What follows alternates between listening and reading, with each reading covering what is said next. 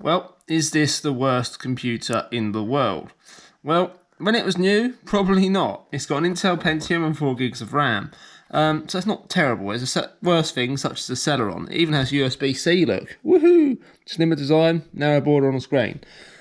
But if you look at it in the glorious 4K resolution, you probably wish you hadn't looked at it.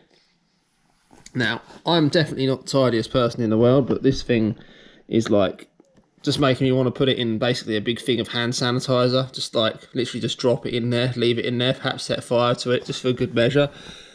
What is that, man? It's like, it's not just like, oh, I've had a curry, I've got a bit of curry on my laptop from messy eating and welding dust and other crap like that. It's never probably been run over with a rag at all in its whole existence. Anyway, this is the main problem.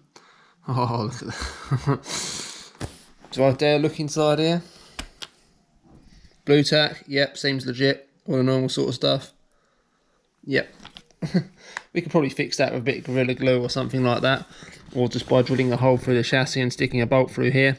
And a washer on the top, job done. It's only going to be a junky computer anyway. Got a charger with it.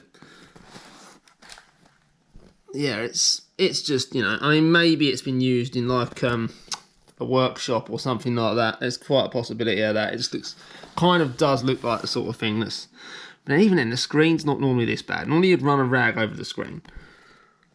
And like here, all the ports and everything clogged with nastiness is, you know, it also smells kind of, yeah, it smells kind of weird. I don't know, it could be out of a welding shop or something like that. I don't know.